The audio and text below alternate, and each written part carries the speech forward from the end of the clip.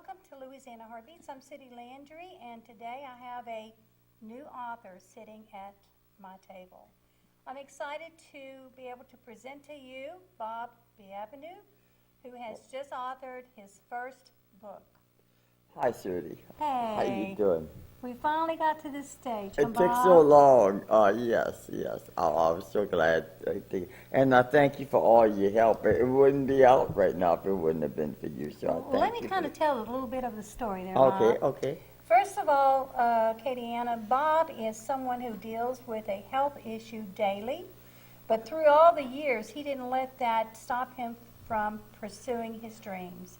Not only did he come through and still going through different stages of schizophrenia, Yes. but he has learned to have an outlet to where he can work and do things that he's dreamed of, and his dreams are coming true. And one of them was to one day tell his story. But I met Bob here at Acadiana Open Channel because he has a show called Insight into Mental Health. Exactly. And on his show, he invites people from the audience to call in, and they talk about different things, and he does a lot of resources, and he looks up things, and he has information, but he's a living bulletin that he's actually living some of these health issues. He has people on his show, and they discuss different topics. He's gone into entertainment, and some of these people are through a certain group, or he's met them on the streets. But the reason I want to share with you is that Bob, through all his trials and everything he went through, he's come out with victory, because not only has he come out with a new book, he has also broke a lot of world titles in weightlifting. Yes. And that is what got my attention, is that I kept asking questions, and as I got to know a little bit more and more about Bob, I just felt like his story would just inspire so many people. So I'm proud to say that through it all, through trials and errors, Bob went through the different steps. Some of them he would have wanted faster. I would have liked to have skipped some of them. I definitely would have liked to have skipped some of them. But he now has this book, and we want to show you the book. And it's called From Light to Darkness to Glory, and it's on display. And if you'll get a close-up, I would like for Bob to be able to talk a little bit about his book. Bob, why did you write this book? Well, I think, like you said, I think I have a really special story to tell. You know, from where I was 24. Well, let me first start off. The reason I wrote this book is because I know it'll be an inspiration to many. Because I've been through some hard times. I grew up in the 50s and 60s when life was a dream, you know. I was in an upper middle class family. My dad was a pharmacist. We had everything that we needed. That was a time when America had just beaten the Germans and the Japanese, was the most prosperous prosperous and greatest nation on the face of the earth. And life was, I hate to use the word because Christians don't like to use the word, but it was magical. It was a magical journey to grow up as a young boy in middle America. And that's how my life was. I was in the altar boys. I was in the Boy Scouts. We had a great time. And then I grew up and went to college and got drafted, and that's when the dark times came. And I had a nervous breakdown in the service. And I was diagnosed paranoid schizophrenic. Okay, let me lead you in what we're going to talk about by me asking questions. Okay. Number one, okay, you went through a period of time when, in your book, you actually talk about the different things that was going on, and we're talking the Woodstock days and the marijuana and all this other good stuff that in those days it was like a big adventure, and you survived all that. Yeah, when I got out the service, I got involved with my friends. We started growing marijuana. Of course, we were trying to infest the basin with marijuana. Back then, in my 20s, my values were to grow marijuana, make a lot of money, move to California, and have a lot of girlfriends. Now, that was my values We can back talk then. about that now because it was way back then. And way back then, they weren't trying to crack down on everybody like they are now, and it's all illegal and all this kind of stuff. Yeah. So you were just having yourself a good time. Well, huh? it was illegal, but we were having a good time. We went to pop festivals. We went to a pop festival in McRae, Louisiana, and you know, they had streets called Cocaine Alley, Marijuana Avenue. If you'd go down those streets, you could buy what you wanted. I saw Stephen Stills from Crosby, Stills and Nash play. Melanie, a little girl named Melanie, play. There were 50,000 people over there. You know, it was a big time. We walked to the river, Sudie, and everybody was completely naked, nude, bathing. It was just natural back then. Like you said, it was an adventure. It was like peace and love, you know. Okay. It was like the coinage of the term "make love, not war," you know. Peace. Yeah. Yeah. Well, we don't want to give that all the glory. The reason I brought that up is because he come from a very rough, illegal kind of background to all of a sudden he saw the light. Yeah. And he met someone special in his life that encouraged him to get out of that style of life, right? Yes, I was out of it by that time. I'd grown out of it, but I was washing dishes at Possum's restaurant. Possum Bertrand is one of my best friends, but I was washing dishes just to pay for 4 packs of cigarettes a day that I was smoking that I had been doing for 20 years, plus drinking a case of Diet Coke, plus with the schizophrenia almost in full flare. And what I'm trying to explain about schizophrenia, it's paranoid, you're afraid. You know, you might be afraid if somebody tells you they want to talk to you. You might be so afraid that you're facing a 250-pound guy with a knife in an alley. You know, that's how much fear this illness causes, you know. And I was doing that, and I was talking to the manager, Todd, who was Possum's brother, Todd Bertrand, and Todd told me if I want to learn about God and Jesus and the Bible, to talk to Mike Fuseli. And Mike Fuseli is a councilman in St. Martinville, and I ran into Mike, and we started talking, and that was a whole new adventure.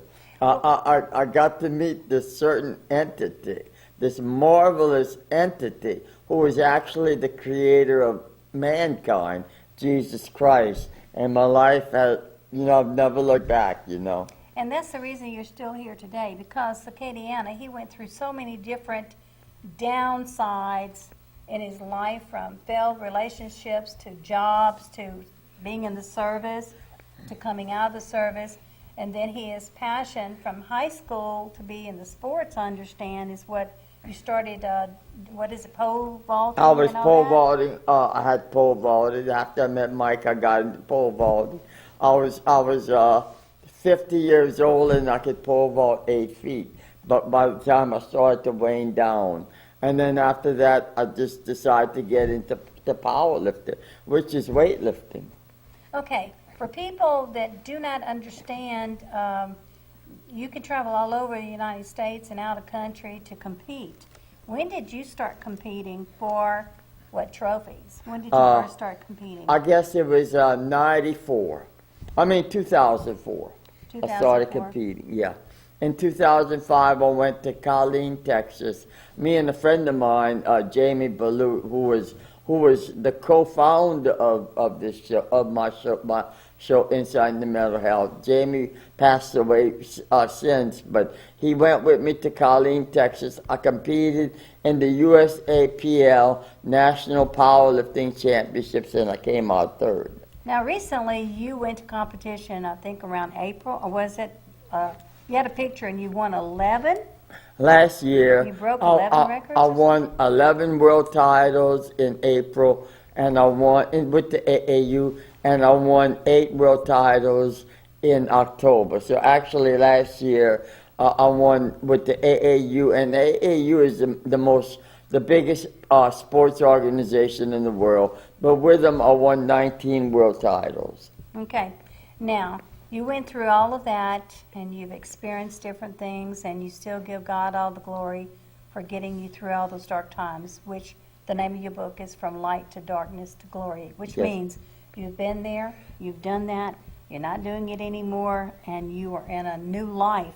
I'm in a new life, yes. And it's a better life, and you have accomplished a lot. Against all the odds, do you know anybody else that has your diagnosis, schizophrenia, that has published a book or written a play or organized any kind of a activity? No. Okay. I go to a support group, and there are some authors, people that write, and they want to write their story, and I'm happy to give them any knowledge I have of my book, But as far as people with my diagnosis, there are some that are writing, but they haven't published anything like I have. Well, that's the kind of people I want to hear the story. Yeah. I want you to refer them to me if I possible. will. And like to hear what the stories are about. The lady before you, she is a great networking source, and sometimes depends on what stories get dropped in my lap, I will send to her or go to the meeting to find out and connect later. That with would be author. awesome. When you get to a certain stage, then you can go to the next stage. Right now, you just became a new published author. Yes. You now have books that you are going to be setting up places where you can do autograph signings. And if anybody is interested in getting in contact with you to find out where your books are going to be, they can email you at author, AUTHORBOB 48@gmail.com. And that's where they can find out where you're going to be, so that if they would like to get a book from you. Yes. Now, how long did it take you to write this book? It took about 8 months. And you thought it was taking too long. I thought it took too long, yeah. No, a lot of people, it's better to do it slow and do it right. Well, But you got it done. I got it done, and you helped me out. I will have to give the greatest credit to Sally Donlan, who was a great inspiration Thank you, to Sally, me. for not giving up on us. Sally didn't give up, and also I'd like to thank my co-hosts of the television show, Richard Phelps and yeah. Nellie Harrington, who also were really inspirational. Well, you know what? That's what AOC does. We get connected with like-minded people. And whenever you have a group of people who believe in the same thing, they help you get to where you want to be. And I'm very fortunate and blessed to be connected to the same people you just talked about. Yes. Now, Acadiana Open Channel, it gives us this opportunity, and I felt like it was very important that if you came in here, then we would just have one more networking, resource tool that we could let people know, hey, guess what? Bob has published a book. Yes. And guess what? You're going to be seeing him at different locations, and if you want to know where, then you can check out his email, send him a message, and he'll let you know where to go, or where he's going to be with his books. And I would like to add something. I have about 10 more pages to finish on the second book that I'm writing, and the name of the second book. And I like this book too. It's different from this book because it's more of an insight into mental conditions. Where this talks about it, but the second book is called Mental Illness, God, and Healing. Like with the scientific community, and the psychological community, they don't touch enough on the spiritual aspect of healing. So that's what I talk about in my book, my second book. Well, let me tell you what, it's been a roller coaster, but I'm so glad that Sally didn't give it up. I'm so glad that you kept on, because at times you got frustrated. I got and frustrated. You didn't want, you jumped from this editor to that editor, people who promised to do and they didn't do. And by the time Sally came into, I was told about Sally, I called her up and said, Sally, please. Thank you. Sally, you don't know me, but this is who referred me, and please, I have this story here. Would you at least look at it? And then she contacted me. I said, oh, thank you for not giving up. She says, no. She said, this is the kind of stories I like being a part of. I'm so glad. Sally is a terrific lady. So are you, man. I met these two terrific ladies, and they have helped me so much. And also, I will be doing Sally will be doing an interview with me to put into the newspaper, into the test newspaper, that's my what you hometown newspaper in St. Martinville. Well, you see there now, that's another thing. Okay, so you're already have this book here. Let them do whatever they can do to help people know what your story is about. And I'm believing sooner or later that your book will be in doctor's offices and different places where people can find out that if you have an issue of health, doesn't mean your dreams can't come true. That's right. That's right. You know, in fact, the last person I had on the show told me about an organization, HURD, which I'm going to have to look up. And basically, it was helping your dreams come true is what it was. And I'm like, wow, I need to find out more about that. So, with that said, on your second book coming up, you've learned a lot through your first book. Have you learned anything you're not going to do? Yes, yes. Please tell me. It's going to be on film, and I'm going to hold you to it. I'm going to,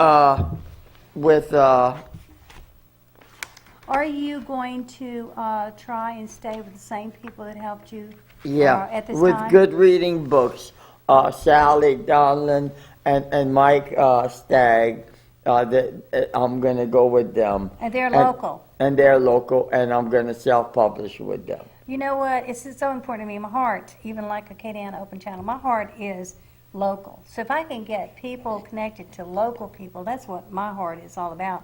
And I was excited whenever Sally agreed to do more editing for other people too. Yes, she's editing my second book. Right? So you've got the people. So when you have these little temper tantrums and you want it done yesterday, I'm sorry. all right, no problem. But thank you for putting up with it. I appreciate I'm letting it. you know, I'm not giving up on you. Sally's not giving up on you. And when we're like your two mamas you don't want. I know. And when you get out of line, we're going to say, back up, back up. And y'all do. And it was worth it because I'm so excited that your book is out. And you know what? What? If you can not go down the same path you did through different people and stick to people who knows what they're doing. Yes. It gets done faster, it gets done right, and you understand. Because for you to already be doing your second book, you've got a lot to be really proud of. Yeah, know? thank you. You know, and a lot of people around this Acadiana Open Channel, I mean, they know about you recently because we've been talking about you. So we got to talk about you. We got to network. You've got to let people know that it's out there. But most important, it's not just because you wrote a book. Why did you write the book? Yeah. Who's it going to help? This book is going to help. I think this book is going to help anybody who reads it. And especially have a passion for the people that have mental illnesses, like most people with a mental illness are in the poverty level. They're alone like me. I'm most of the time by myself. And I can feel for these people because I've been there, you know, and the struggles they go through with the mind and the emotions and everything. I've been there, and I know where you are, and I still go there from time to time, and I have great empathy and compassion for your struggles, and that's the main reason I wrote the book, because I'm running into Jesus Christ, who helped me so much in my life, where, like I said before, with the psychiatric community, they don't dwell into the spiritual as much, where it'll send you to directions you never thought you'd ever go to. Look at me. I wrote a book 24 years ago. I was smoking 4 packs of cigarettes a day with schizophrenia, just fearful, with hurtful emotions. People treated me like dirt, you know. And then I found Mike Fuseli led me to Jesus. And since then, I've invented my own television show. We've been on the air 10 years. We've won numerous awards. I have written my book, and I'm writing my second book, and I have become a world-class power lifter at 66 years old, where I bench press 205 pounds, squat with 248 pounds, and deadlift 336 pounds. And I have 25 world titles. I have 35 state records and 3 world records, and that's the guy that I talked about the past that smoked 4 packs of cigarettes a day, and it's all, you know, and it's only because of my spiritual life and my faith and that Jesus Christ, you know. And he left out a whole lot, which I don't want him telling a whole lot more because that's what's in the book. Yeah. Man, that's the whole reason behind publishing this book is to give them a little bit of what you've come through, but you've come through it. You've Yes. actually been Pass me your book real quick. I want to read something on the very, very back of the book. Okay. Okay. I had read this again this morning, and I really know this is true in my case and in yours, is that your relationship with Jesus Christ has enabled you to face the demons in your life, excel, like you said, in the competition, help others through your community television program that focuses on mental illness. And this is just your version of that never-ending story. The never-ending story. You have so much that's happened that you could go back and you add in and you can help people. They can ask a question. You can refer them to different agencies to help them. Yeah. Or you can say, hey, you know what? This is what happened to me, and this is why it happened. This is where I'm at, the why. You could have given up. Yeah, I could have You given get a up. little rough around the edges sometimes, Yeah, but you come back and you have a reason. Yes. You know, we all have this thing that something in the past kind of makes us mad a little bit. Yeah. But we stop talking about all that. It says here that you currently live in Lafayette, Louisiana, and that you're also working on your second book about living in faith with mental illness. Is there very many outlets that can help someone out there? Maybe we ought to share that. Yes, well, I'll go to a support group that is led by the NAMI people, Denver Nobles and Roseland Nobles, and we all meet at the Lutheran Church, which is the church behind Academy off of Ambassador So Catherine. there's a meeting place in Lafayette. And we meet the first and third Sundays of every month at 6 o'clock. And if anybody's interested, you could call me. If you can't get me, you can call AOC and leave a message. My number is 258-9425 if anybody's interested. If they would like to go to that meeting. If they would like to go to that meeting. And there is a meeting, there's two meetings. One with Denver Nobles, who is a good friend of mine. I've been going off and on to meetings, to support group meetings for mental conditions for around 20 years. And Denver Nobles, I've been knowing him for 20 years. He runs it, him and Emily Welch. Those two run it. And then his wife Rosen runs the other support group for members of people that have problems mentally, So when you go to these meetings for out there- family members. So I've actually watched your show, and I've also seen Denver perform, and he's very good. Yes. He sings very well, and it does remind me of those days way back when. Yeah. And he has a good voice, but he's also a leader. So when you go to these meetings, or anybody goes to these meetings, how does it help you? Does it encourage you, or you? Yes. First of all, you can talk about, it's like it's like the Bible says, you are who you think you are. And whatever's in your heart will come out. It's got to come out, If it's anger, like you see me anger, it'll come out, and then you calm me down, thank you. But, so we go to these meetings to vent what's going on, talk what's going on with us. If we might talk about our medication that is not right. We may there might be somebody that has another kind of medication or the same kind of medication you talk about, or people that are going through the same struggles you're going through, and you can talk to them, And when two people come in contact with each other, there's a chemical change in the brain, the serotonins and the dopamines.